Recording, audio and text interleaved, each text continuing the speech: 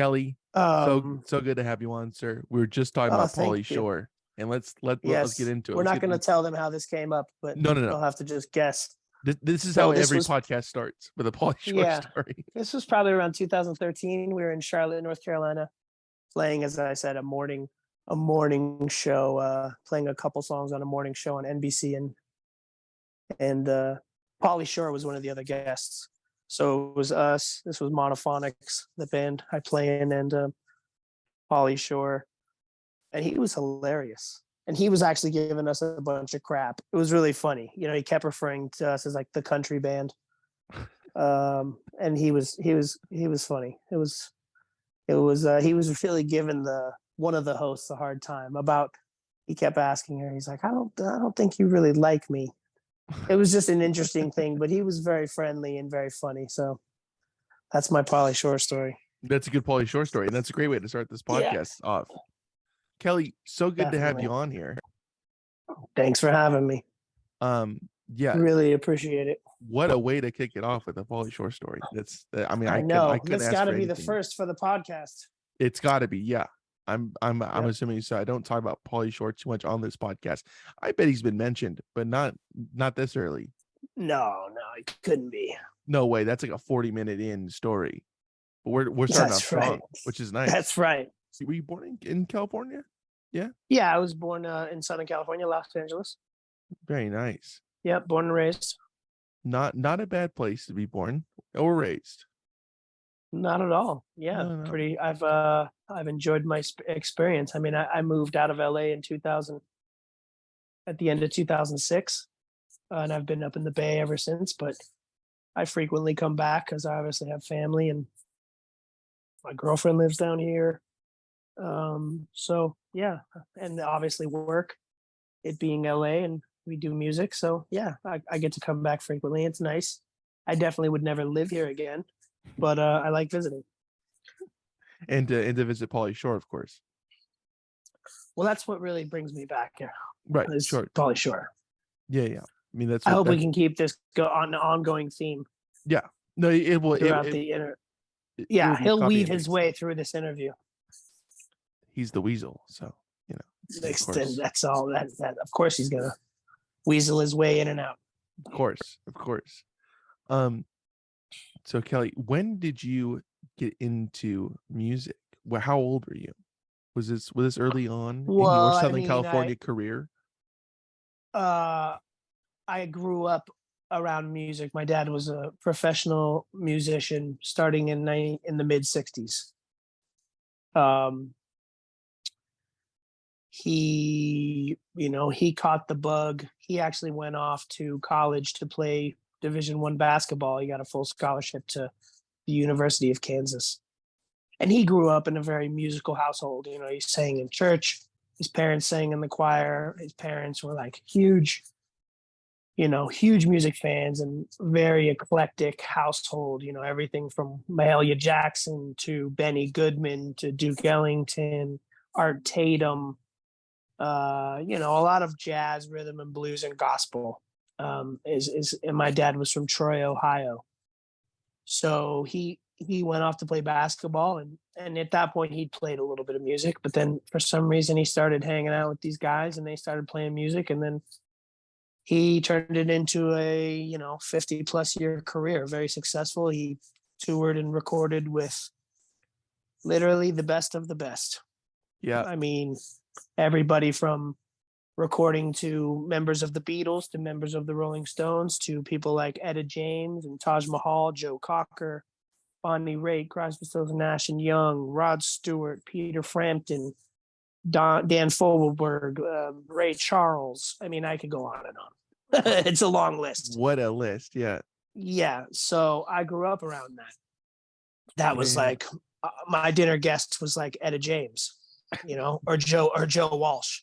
Those were my dinner guests. So I was very blessed in that sense, that's just kind of what my normal life was. And anybody who's grown up in LA would also attest that you're going to just be around people in the entertainment industry. I went to school with Bobby Womack's kids and different actors' kids, and that's just kind of how it is down here. So it was around, and I was a very, very shy kid.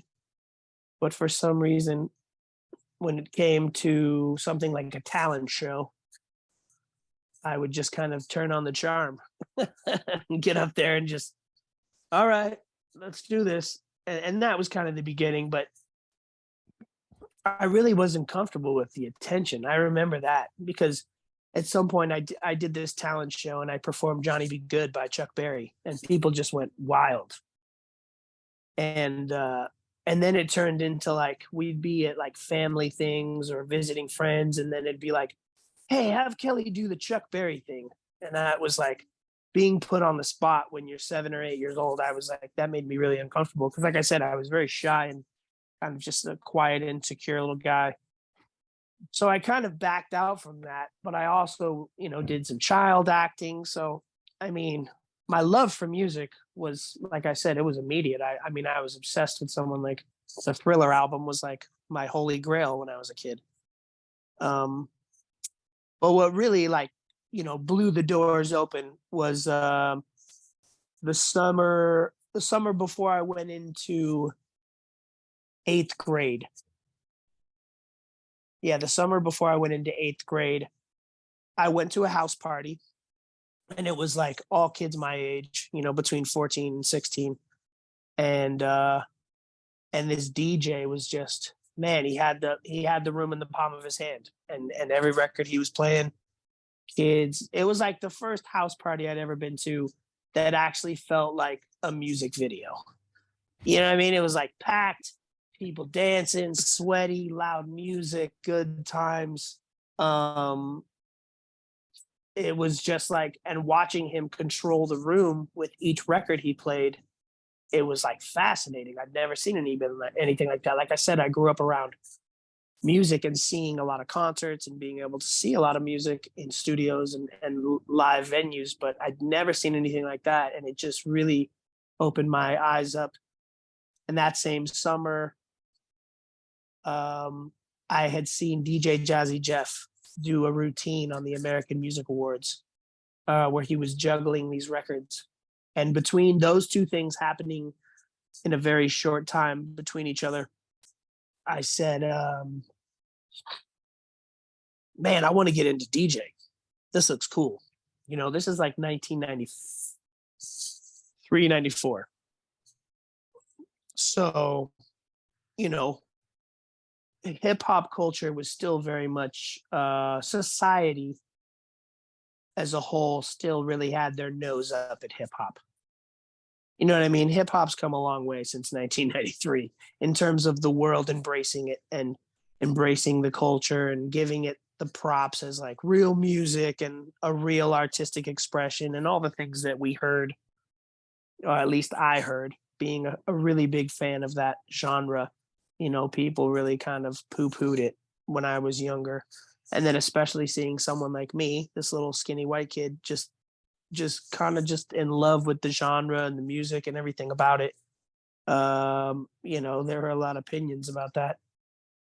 But yeah, I fell so hard for just, the DJ culture, and I saved up money and I bought turntables and I started, buying records, and within about 6 months, I was DJing my own parties. Like I was getting hired to DJ parties at middle schools, which was really cool because I was able to go DJ events for, kids my own age, which would like freak kids out. They'd walk into the gymnasium and they'd look over at the DJ, and there was me and my buddy who was a couple years older than me, and they were like, "You guys," they were just like, "You guys are the DJs?" Like, "Yeah, we're the DJs." Like, "That's so cool." So yeah, I was doing house parties, I was doing school parties, and it was really great. And then from there, from learning how to shop for records and look for certain things on records which help you decide what you're going to buy, I got really intrigued in producing and how records were made, and why did this sound like this, and what was this instrument, and how do you do this. I just had a very curious mind, and as I started to get a little older, my when I would listen to music, my brain would kind of look at this song or whatever the composition was, and kind of it was like this onion, and there was always layers. I just didn't listen to music in a casual fashion. I was like trying to like really tear everything apart to see what each component was, why this was, what was this, what was it in the music that was really drawing me, or like I said, it was just I was very curious. So from there I got into production. From production I got into wanting to learn more about audio engineering, and then from that I got, with the production of hip hop at that time, like I said, the early to mid 90s, hip hop was mostly sampling. So I got heavy into sampling and record digging and that whole culture. And based off that, not not having money or the means to just keep sampling things and pay for them, I started to teach myself how to play keyboards.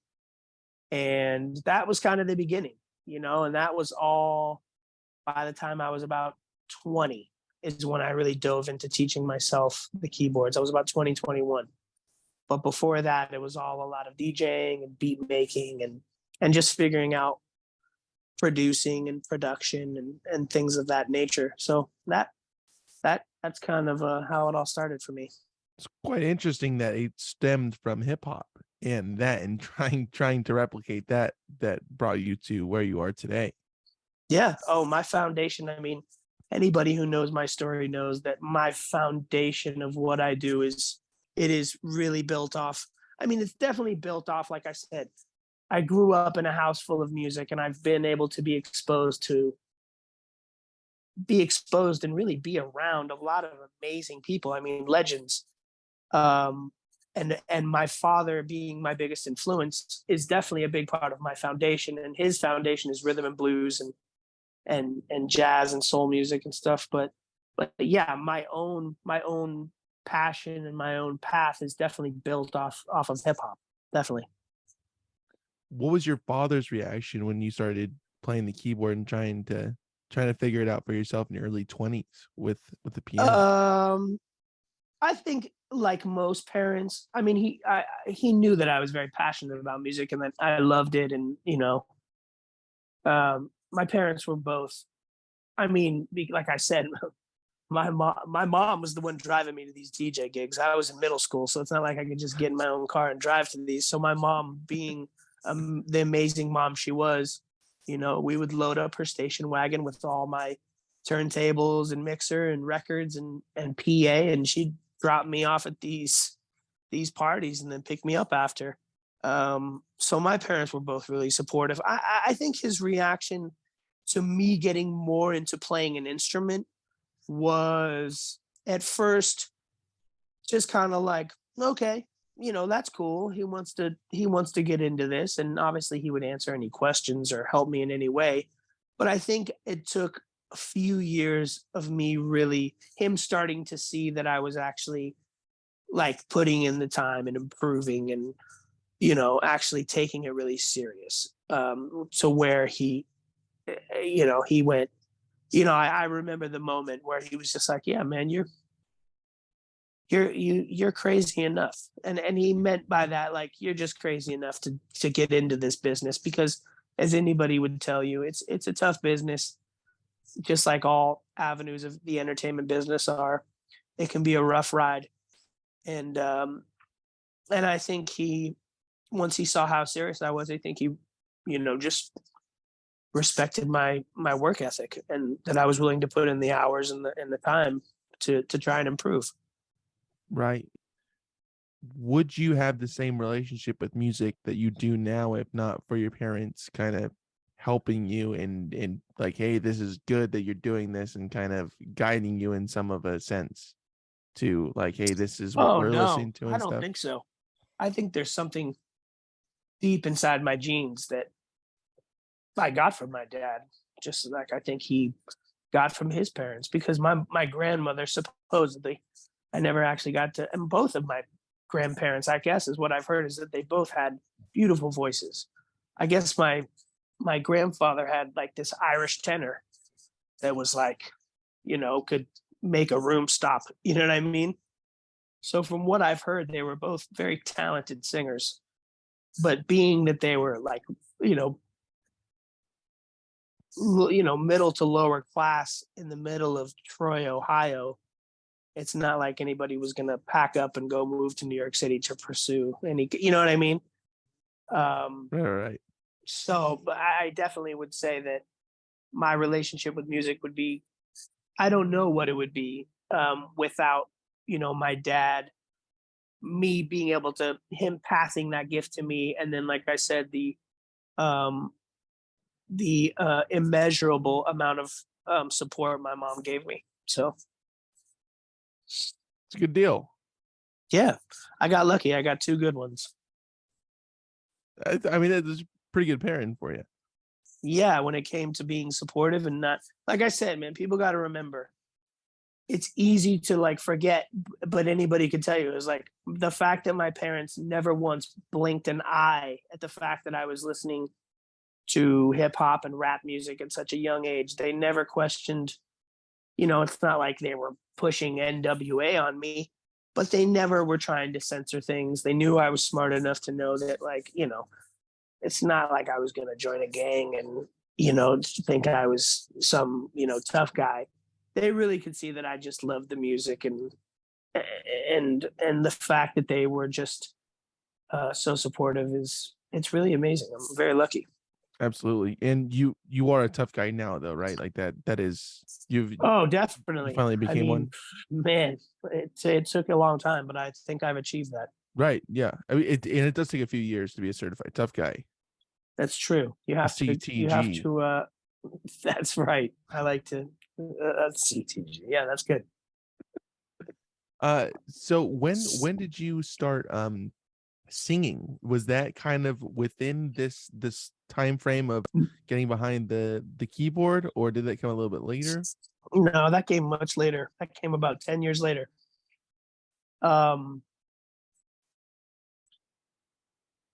When, like I said, I would do those talent shows. So I would sing. And my parents encouraged me. My father would say, "You have a nice voice." But there was never any pressure. It just wasn't, I think, I want to say my father, even though he played as a sideman and he played on a lot of recordings and he toured with a lot of people, he also did record under his own name. And my dad was like really respected by a lot of great singers and people in the industry for his voice. He was an incredible singer. And I think that really intimidated me. Like anybody, you look at somebody and you go, well, man, if that's how good you got to be, I don't want to get, you know what I mean? I don't want to, I'm good. I'll be over here on the sidelines. Right. So I think I was just really intimidated because I heard people talk about, how much of an incredible singer he was. And obviously growing up and seeing people react to when he sang, he would sing all the time at home and he would, we'd have little functions around the holidays and he would sing Silent Night every year and just, not a dry eye in the room. And, when you see someone with that much of an impact through their singing, it's like I said, I think I was just intimidated and it just really didn't speak to me. It's not like I wanted to sing, like most people, they want to sing and it just didn't speak to me for some reason. And then I slowly started getting into it, like in my own kind of quiet way. I'd be working on something in my little home studio and I'd kind of come up with a little idea. And, okay, make sure no one's home, no one's around, so just like we all do, like when we were young, you'd like call your own answering machine or call, just to hear what you sound like and then go, oh God, that sounds terrible. That's what I sound like. The first time I actually recorded myself singing and heard it back where I was probably in my mid to late 20s. It's not like I was in any way impressed or blown away. I think I just thought, well, this doesn't suck. But it didn't inspire me. It definitely wasn't something I said, I'm going to pursue a career in this, but I just thought, well, this is a nice thing to have. You know what I mean? This is a nice tool to have to be able to sing. It's not bad when you're a musician if you can sing a little bit. And then from that, I just kind of started doing a little bit more. And then, not too far after that, I was playing with Monophonics. I joined them, and they kind of had, when I had first met one of them, or no, I first met Alex and Ryan, the sax and trumpet players of Monophonics, and they had asked me like, "Oh, don't you sing a little bit?" And yeah, I sing a little bit. So then when I started playing with them, they were like, "Well, do you want to do a vocal tune?" And inside, I'm like, "Oh shit, I gotta, yeah, okay." I told them I could sing, so then first gig, had to sing a song, and it went over really well. And then, we had a gig the next night, did it again, even a better response. I think it's like most things, especially with singing. My dad said this to me, and I think it's so true for anybody who's interested in maybe singing but intimidated or scared. Singing in front of people is very similar to getting naked in front of someone for the first time. It's very vulnerable. You're exposing a lot. You're opening yourself up to criticism. You know what I mean? It's a very vulnerable place to be, and it can feel very scary. So I think the fact that weekend I got encouragement from each crowd, which was bigger and bigger every night, and the guys in Monophonics were also, giving me great feedback. It just really built from there, man. And at first, when I first started playing with Monophonics, we had one vocal tune in the set and the rest were instrumental. And then within 2 years, it was like mostly vocal tunes. Wow. Like anybody knows, like when it comes to performing or acting or dancing or anything that's self-expressive, any kind of art form, there's something that calls you to want to do it. Anybody can tell you that. There's like this bigger thing inside you that you go, I need to do this. This like makes me feel alive. This is like this is like fulfills, it's my livelihood. And I just didn't feel that way about singing. I love singing and I love performing, but I still don't. I still probably, if someone said, list everything that you do, I would never put singer first. I just wouldn't, because I know I'm a singer, and I know people look at me, and I'm lucky to say that there's a lot of people who have told me that my singing inspires them and they love my singing and whatnot. And I'm truly grateful for any words of encouragement. But I still, maybe because of my journey, I still would put a lot of other things that I do well before singing, just because, like I said, it's not what really drew me to do this. There were so many other things that I was in love with doing in music before singing. Gotcha. I'm just like I said, I think I just got good genes, because as I said, my dad did a duet with Etta James. You know what I mean? She doesn't do duets with a lot of people. You know what I'm saying? Yes. So absolutely. I've watched, Etta used to have my dad come out and do a few songs before, when he was touring with Etta. She'd say, Mike, go out and do a few songs for the people before I get up there. When he was touring with Bonnie Raitt would give him a song. When he was touring with Dave Mason would give him his own song. It was like when he was touring with Stephen Stills, he would give him his own, you know what I mean? So it's like before dinner with Joe Walsh, just cooking, just making sure everything's up to par. Yeah. But you know what I'm saying? It's like, if all these people are like, man, we got to give this guy a song. Yeah, that's saying something. Yeah, it's exactly because of a reason. Absolutely. Wow, man. That's pretty heavy there. Yeah, that's what I meant. That's why I was like intimidated. Do you remember when you told your father, "Hey, I'm kind of working on this new thing with this new band up here"? What was his reaction to that? Like, I'm getting into singing.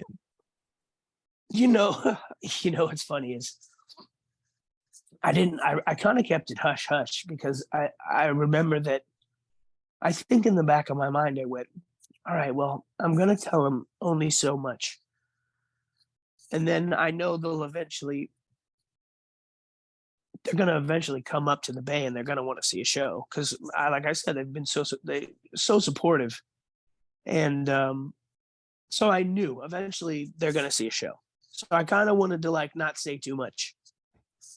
And I'm pretty sure, yeah, I'm pretty sure it's safe to say they were pretty shocked. It was a cool moment.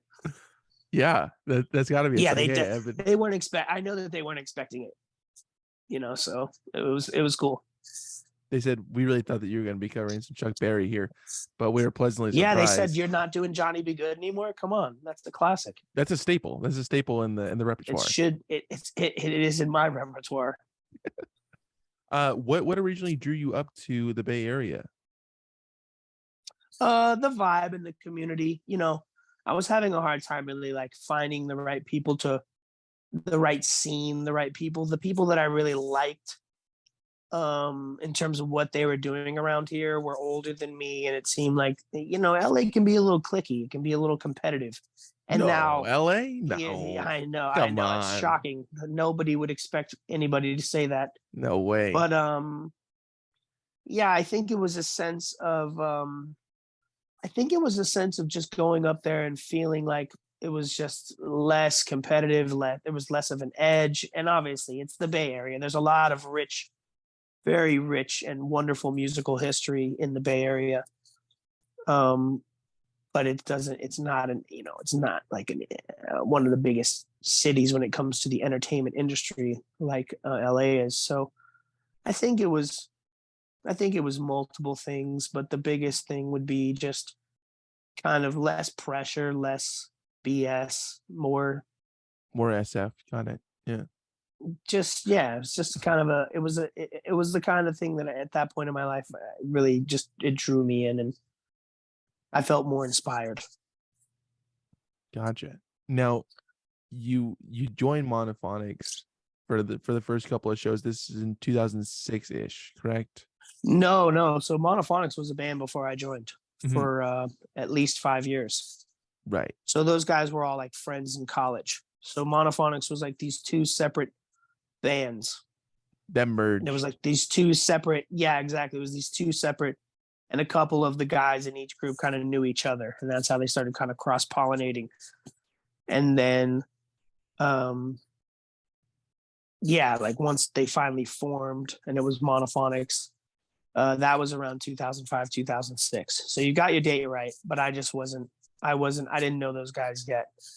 I met Monophonics because I was working on a record for a project of mine in Oakland for a little Japanese label at the time that had hired me to produce a couple records for them. And I was looking for a horn section for a particular song. And I literally Googled best horns in San Francisco. This is brilliant. And that year, or the year before, I think, Monophonics had won an award as best R&B band in like SF Weekly or something, some Bay Area newspaper. So they popped up, and that was the first search result. And I, went down that rabbit hole, and I found a contact, and I reached out, and that's when I met Alex and Ryan. I was really hoping you were going to say it was going to be like best horns in San Francisco. That was like fucking perfect. This is exactly what I'm looking for. Yeah, I was like, I need to join this band. No, this was this was around 2010, and I don't know if you remember this, but this was like the Great Migration of Brooklyn. 2010 was when everybody was like, you've got to live in Brooklyn. It's where the coolest people live. So is it, by the way, is it true now, Kelly, in your opinion? Is that where the coolest people live in? No, that passed. It's kind of, I think it's gone a little too far with how cool it can be. I mean, Brooklyn is a very cool place. Don't get me wrong. I love New York. I love Brooklyn, but especially when you talk to people I have good friends who have lived there 20 plus years, and everybody says, it's cool, but it's just not the same. It's lost some of its, character and just the certain little things that make a place special. So what happened is their keyboard player was kind of going back and forth with the idea of moving there. So he was going back and forth between New York and the Bay a lot. So they were having to sub and get substitutes. And I think there was a good 9-month period where they were just using every single keyboard player in the Bay Area. as a substitute, you know? So then I think once they had used just about everybody, they finally said, well, wait, we met that guy Kelly. He plays keyboards. So I got a call from Alex one day, and he explained the situation with their old keyboard player. And he said, would you like to come out and play 3 shows with us in Tahoe? What was it, like a couple gigs in Tahoe and a show in Reno. So it was like a little weekend run. And I said, sure, sounds fun. I love the music. I had obviously, since I had met those guys, I had checked out a show, and they were an amazing band live, great musicians. And I obviously loved the music. So I said, yeah, I'd love to do it. And that weekend went so well. You know, that was the weekend, like I said, where I sang one song, and every night the response was a little bit better. And after that trip, I think they called me about a week later and said, we're going to go to New Orleans for Jazz Fest. Do you want to come? And I went, yeah. After I get back from Brooklyn, sure. Yeah. So yeah, man. I mean, and honestly, we haven't looked back since. So very natural. Oh, very natural. I mean, we never even had a conversation of like, hey, do you want to be in the band? Or I never said like, hey, am I in the band? I just kept showing up, and they kept inviting me back. And then it kind of became unspoken. And then we started writing new music together, and we put out a 45 with Colemine, and then we made a record, and it just snowballed. Wow. Yeah, it happened natural, which obviously is like the best way for anything to go. The level of musicianship in Monophonics, I really felt, you know, I was like punching above my weight playing with those guys, because you had guys who'd been playing their instruments since they were, you know, young or in middle school, and very, very talented musicians who'd been, you know, playing for quite a long time, playing in jazz band and playing in school. And, you know, like I said, they just had a lot more chops and experience than me. So I was just like excited to get that I was like being accepted by these guys, because I really admired their talents and their musicianship. Right. Did you feel any hesitation moving forward in that band of like, oh, we're really changing up what people know this band to be, and we're adding vocals to an instrumental band? At first, you know, what's funny about that is that, you know, like I've said before, like we really found each other at the right time, because those guys wanted to move into more of vocals and less instrumental. And those guys, I think, were in their own way kind of searching for like, what's our sound going to be? Where are we going to go? Because when you listen to the record that they cut and released right before I joined the band, it's kind of covering all these things. You know, they have some soul music on there. They have like some soul jazz. They have like funky jazz. They have Afrobeat. You know, it's like they're covering a lot of different subgenres of soul and funk and whatnot. So I think that, you know, one thing I came in, and at that point I had spent a lot of time in the studio, like working on my own chops with production and whatnot, is one thing I brought to the table was like, we need to really make our sound. So I kind of was like, we really need to get our sound focused. You know, in my opinion, when you have to use like multiple things to describe how a band sounds, it's not good. Because when someone says like, well, what does Led Zeppelin sound like? It only takes a few words. And I feel like most great bands, that's how it is. You shouldn't be like, well, it's jazzy, it's funky, it's energetic, it's, you know, it's kind of got a reggae vibe. It's kind of like, you know, it's just is like confusing. And I think, like I said, those guys really wanted to find their own sound. And me being an outsider was like, oh yeah, we need to find like a sound for this band. And at the time, the guitar player, who's not with the band anymore, but his name is Ian, he kind of was in the same mindset as me. We were very similar when I joined Monophonics. We had a lot of the same interests in terms of DJ culture and hip hop production and stuff like that. So we saw it as a way to kind of take the reins and start producing the band's records for the band and really find that focused sound and make it a more vocal driven band, less instrumental, and really focus on what I think is the most important thing, which is good songs. You know, good songs live forever.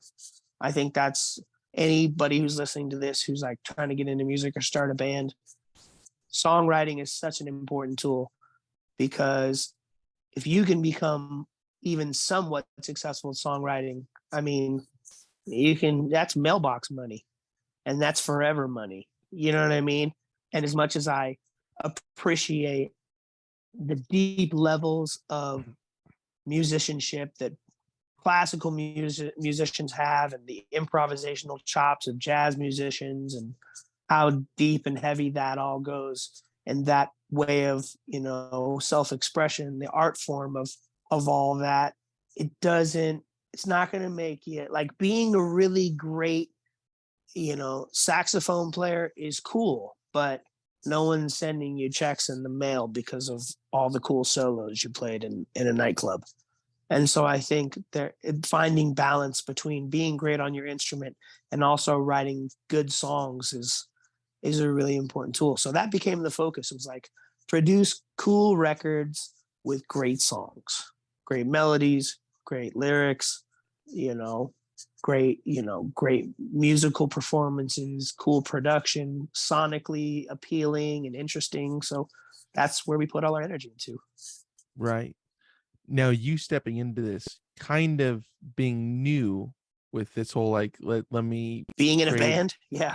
no, I mean singing especially like Oh that, well, like yeah, but that also being aspect in a of it. band, man. I'd Yeah. never been in a band. I didn't really like the first time I played just keyboards in front of like at any kind of party or performance was probably, yeah, it's probably like 25, something like that. Growing up the way I grew up, I knew what being in bands were like because of my father, and I knew that there was a lot of, you know, being in bands is difficult. Anybody will tell you it's like being married to five people.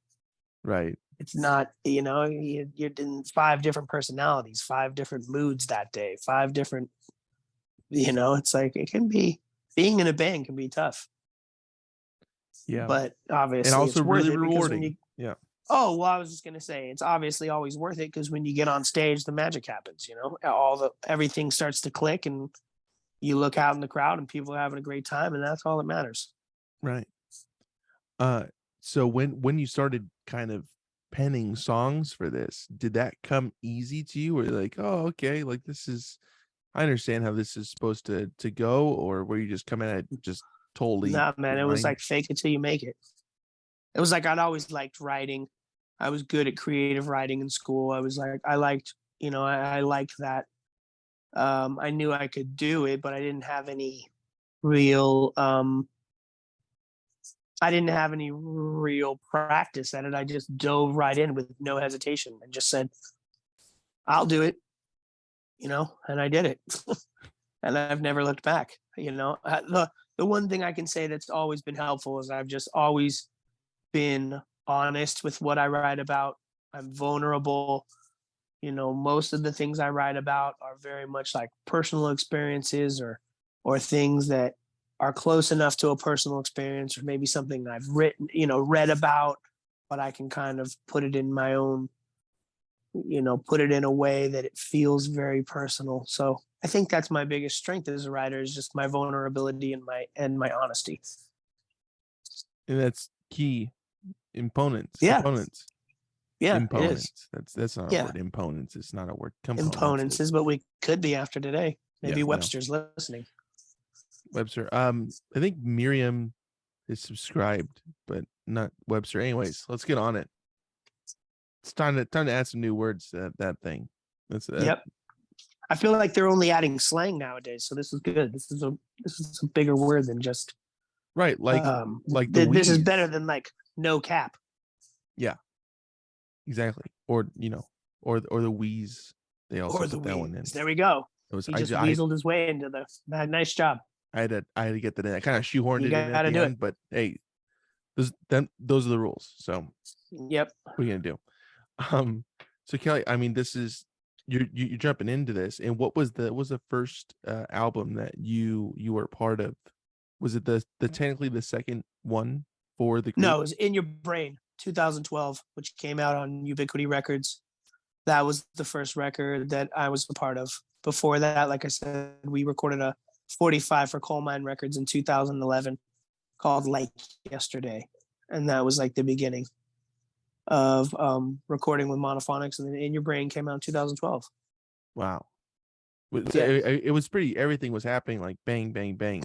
Just, Oh, yeah. Very fast. But that, we liked that, you know?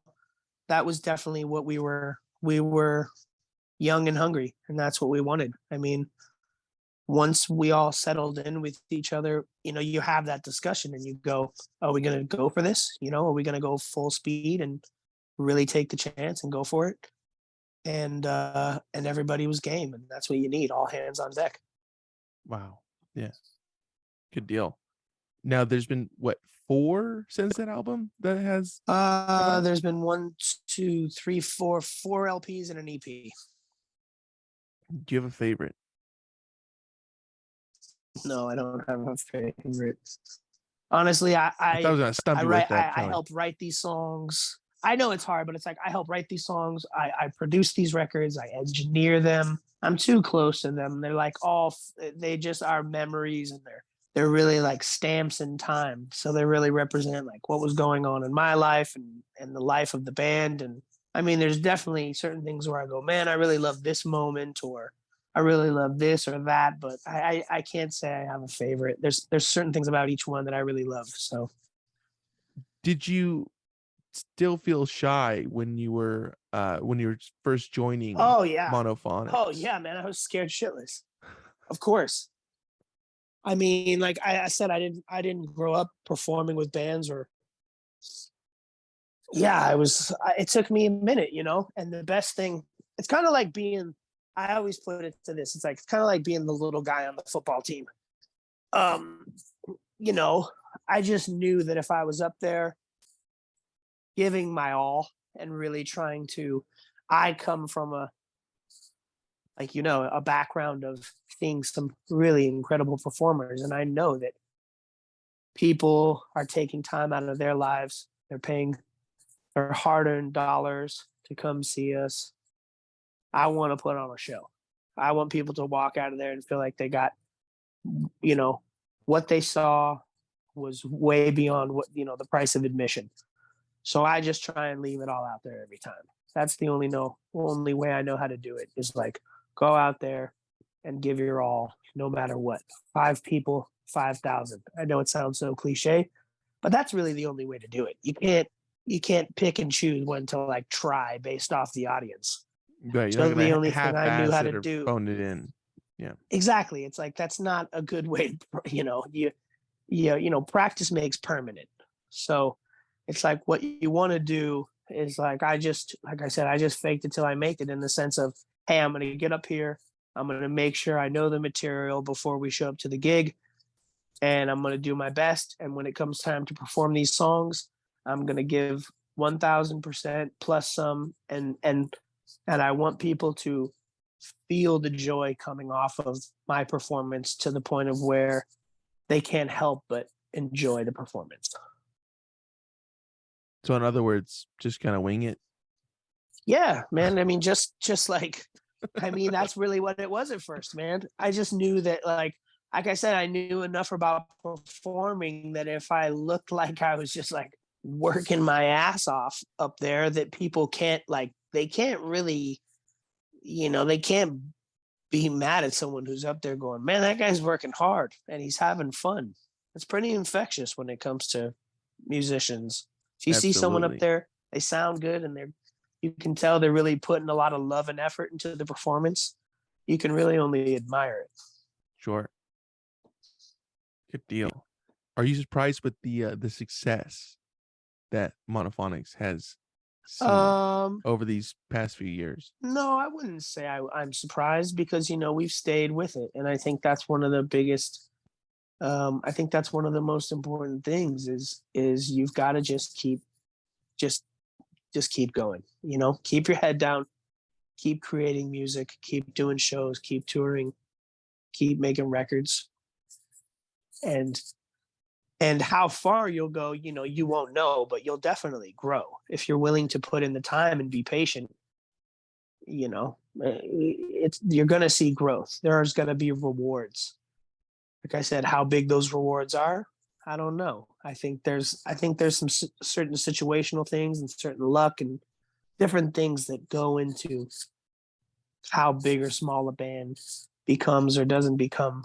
But I'm not surprised. I'm just proud of everything we've been able to achieve, and we've been able to travel the world and play some incredible places and meet some incredible people, and just overall as an experience, the last 12 to 13 years has been really amazing. So I just feel it's actually funny. We're coming up. This is right around the time I started. This is right around the time. It's late April, early May. This is right around the time I went to New Orleans in 2010. So we're Wow, we're right at about 13 years. crazy. Yep. Now kind of stepping aside from the monophonics for a minute. Yeah. When when you put out the album The Tales People Tell, right? Yep. I have that correct. Was Yep. that the first album that you solo album that you had put out since joining Monophonics? Was that the first kind of Yeah. jumping Yeah. That back was the into first. things? Yeah. So after 2016, um, there was a couple members who like stepped away because after just years of like going hard on the road and everything, sometimes, you want things to be a certain way. It's like, be careful what you wish for. And any musician would say, yeah, of course I want to go on tour. And of course I want to do these things, but you really don't know until you're there. You really don't know how tough it and just brutal things like touring can be until you experience it. So some guys really got worn down, and it was really taxing on them, and it was affecting their relationships with their partners who were important to them, and they didn't want to sacrifice certain things, which I totally obviously understand and respect. So there was kind of just, it was around that time period that the band kind of just said, we need to like pump the brakes a little bit and just take a second to catch our breath, because we've been going hard now for about 6-7 years, pretty much constantly. So I didn't personally feel that way, which I understand. Everybody's different. And so when that break happened, I just started writing songs, not to make a record, but just to keep myself occupied and kind of just keep flexing that muscle and staying sharp. So I just started like writing and recording songs. And Terry Cole, who's a good friend of mine and obviously a collaborator in the sense of he owns and runs Colemine Records. After I got about 5 or 6 songs done, I funneled him his way. It was just like, hey man, check these out. And like I said, this was not for my record. These songs, I didn't even know if they were going to be mine. I thought maybe if Terry heard something and said, oh, I just signed this artist, or I'm working with this person, maybe they could use this. Or I was just kind of sharing what I was doing with him, and he was really, really loving what I sent him. And he just kind of said, what are you doing? What is this? And I said, I don't know. I'm just kind of writing and recording and just trying to stay creative, because that's really my passion, is being in the studio and making records and writing songs and producing. And he said, well, you got 6 songs. If you just write a few more, you got a record. And I thought, well, he's not wrong. I guess that's not a terrible idea. So that's what I did. I wrote a few more songs and we put out the solo record. So, which I think was a real blessing, because I didn't feel any pressure. It was just like I said, I was just creating, just being creative, making songs. I didn't go into this with this big thing of like, all right, today's the day I start my record, which would have felt like a lot of pressure. And I don't think I would have made the record that I made. So yeah, man, it's been a blessing, man. The record it got a lot of acclaim when it came out. It's reached a lot of people. I took it over to Europe and toured it for almost 2 months, and been able to do shows over here. And I've gotten some really great, sync licenses with it. I had a song in the Sonic the Hedgehog movie, and I was able to get a big Bose headphones commercial, a big national commercial, and it all just happened naturally. And it was kind of a really cool thing for me to embrace doing a solo record and then have all these like really cool things follow suit that Right. kind of hadn't necessarily happened with Monophonics. So it was like a really nice, it felt really encouraging and inspiring to know that I just kind of made this record and that people really, really liked it. Did you approach that album differently than a Monophonics album in terms of either writing it or recording it or anything like that? I mean, one thing is like I'm playing a lot of the instruments on that record. Obviously, Monophonics is a band, so each person plays their instrument, and it's like a team. This was a lot more of like a guy and like a scientist, slowly doing things, just putting things together. So I played the drums on most of that record, all the keyboards, vibraphones, xylophone, percussion, all the vocals and whatnot. The only thing I'm not playing is like horns, guitar, and bass. So that's a big difference. Also, my record, I wanted it to be very straight up, soul, R&B, gospel, a little bit of doo-wop in there. Where Monophonics is like, we have this brand of like psychedelic soul. So it's definitely, I approached it different from a production standpoint and a bit different sonically. And of course, the process of writing the songs was different because with Monophonics, it can be very collaborative in terms of the songwriting, especially. I mean, I write all the lyrics and whatnot in Monophonics and do all the melodies, but the music is usually collaborative between the rhythm section in terms of the songwriting of the music. So there was certain things that were similar and certain things that were different. Do you view them as vastly different from one another, or there? I mean, there are some. Well, no, they would sit under the same umbrella. It's like it's all under the umbrella of soul music, R&B. I think there's a lot more of a rock influence. There's a lot more of a psych influence. There's a lot more of a psych pop influence. Like you're not going to really hear too much of a like a trippy. You're not going to hear really any psychedelic production components. I'm not going to run my vocals through a Leslie speaker on my solo records. That's something I do quite often for Monophonics records. So there's just, it really comes down to like the production that makes it very different, which I like. This allows me to have two different outlets. I don't want people to, I like that people go, oh yeah, Kelly's this and Monophonics is this. That's how it should be, because it'd be pretty strange if I made a solo record and people went, well, this just sounds like Monophonics. You know what I mean? Right. Does the same subject matter tend to find its way into both projects, or are you writing about vastly different things? Well, no, I'd say it's pretty similar.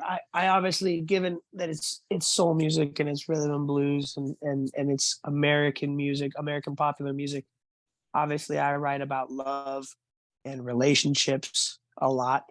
A little bit of social commentary, a little bit of political things, but it's Maybe a little bit of mostly Pauly about. Shore too, right? Maybe just a little bit. There we go. There we go. Had to throw it in there. Sorry, When's it had someone been going to a bring minute. Biodome? So, So yeah, I always want them to exist, not so far apart, because that would be, it just wouldn't be true to who I am. As I said, that's the music I love making. But yeah, I think they're very much different enough for people to tell one is this and one is that. now we kind of touched on this a little bit before, that you Yeah. were, even before Monophonics, you were producing and recording a few things before jumping into the band. Yeah. That was Now, with a band called Destruments, Destruments.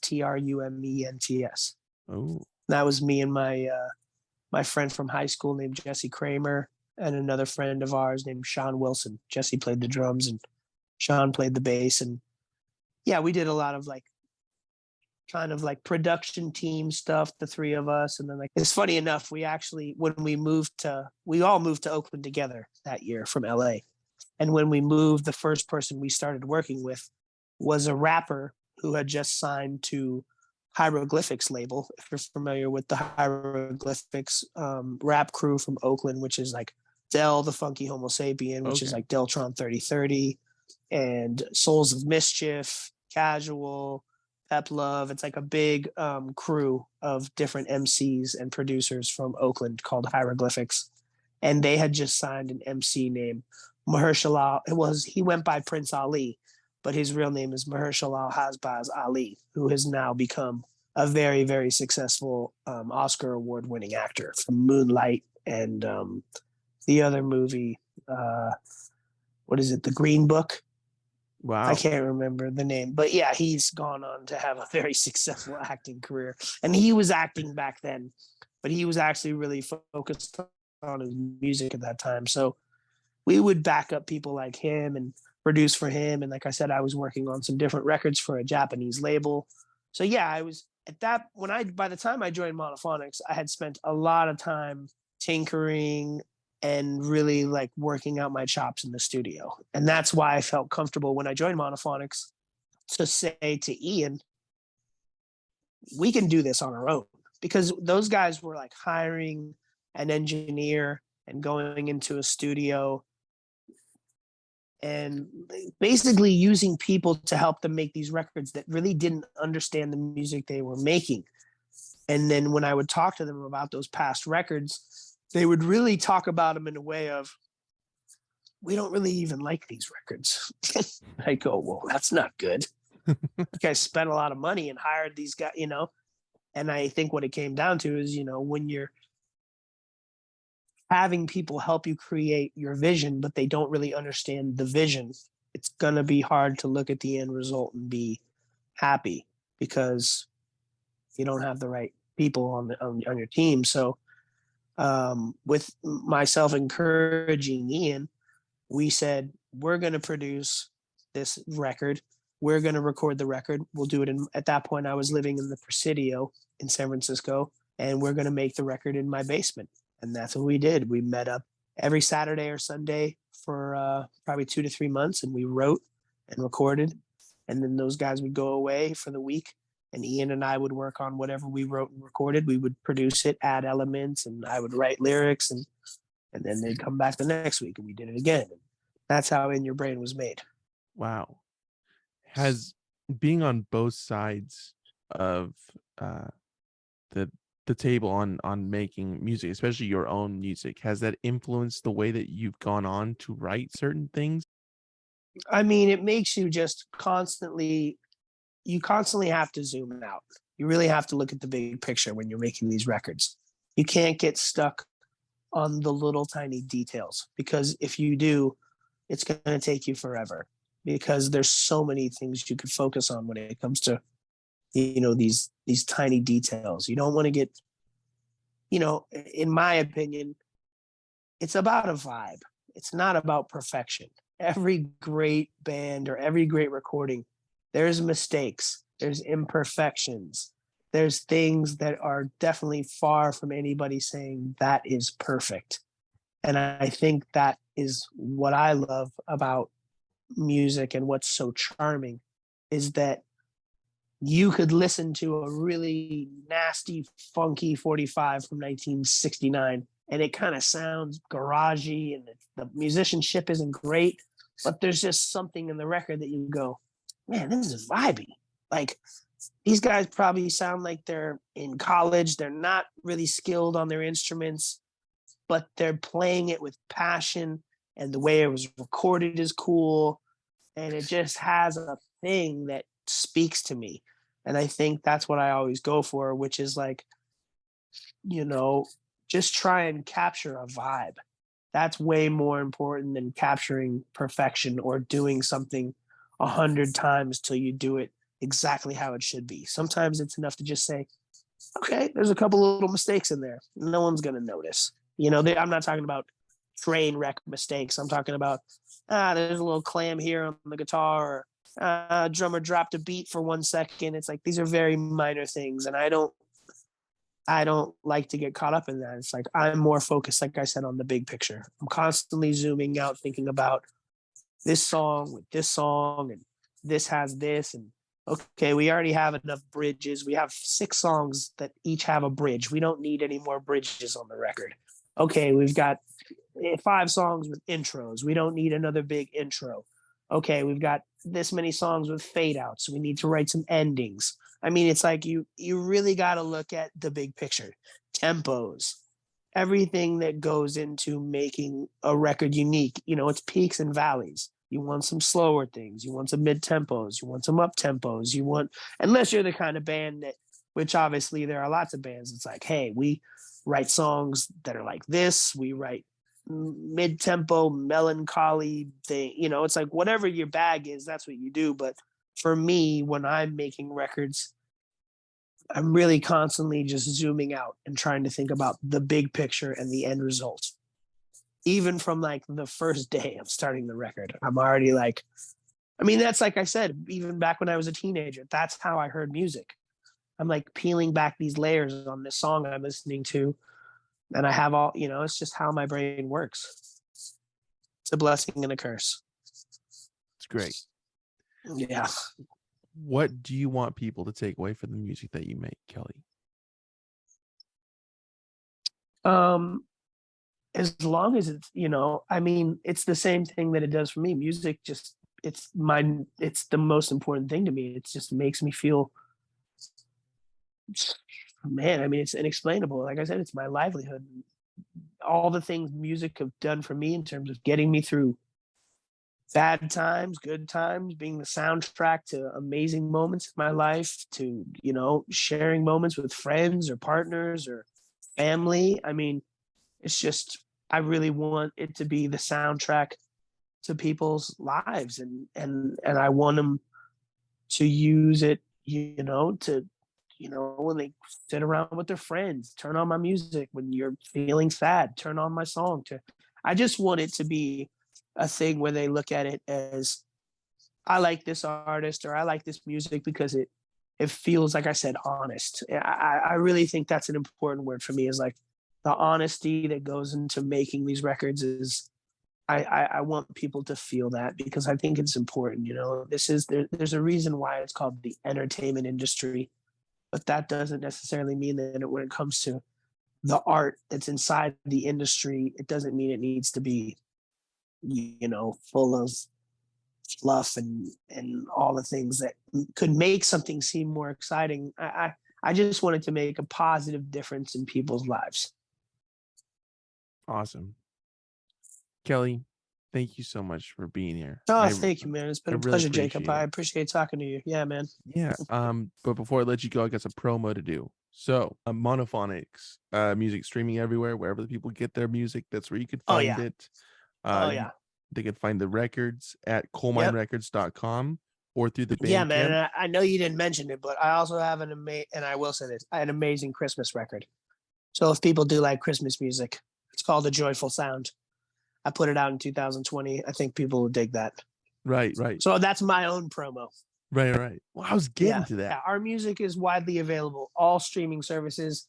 Obviously, my personal preference is go buy the vinyl, go buy a record player, support physical music. That makes an actual bigger difference. If you love a band, buying their physical music is always going to be worth.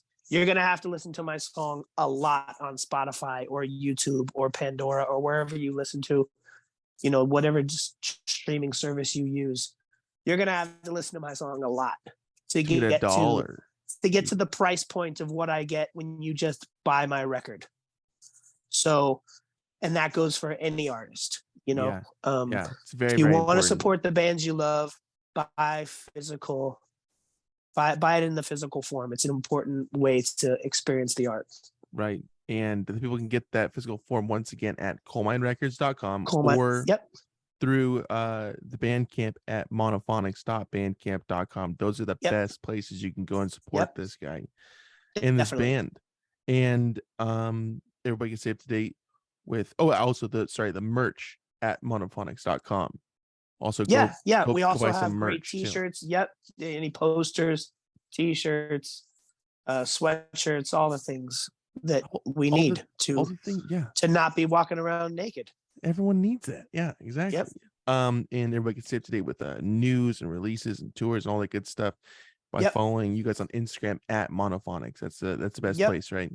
Good deal. Yeah, we're not really on Twitter, and Facebook is a thing of the past. I think we can all admit that. So, Right. I think it's time. Instagram would be the best way.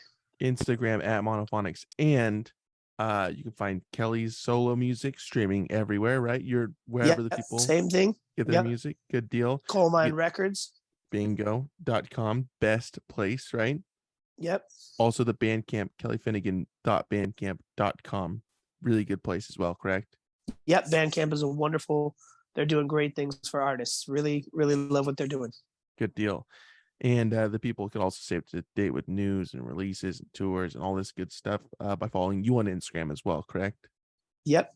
At Kelly Finnigan Music. That's the best place. Yep. Kelly, you're Yep. awesome. Thank you so much, sir. So are you, Jacob. Thanks for your time. I appreciate it. I appreciate you. I'm going to stop recording this. I'll talk to you in a minute, okay? Sounds good. All right. Thank you, sir.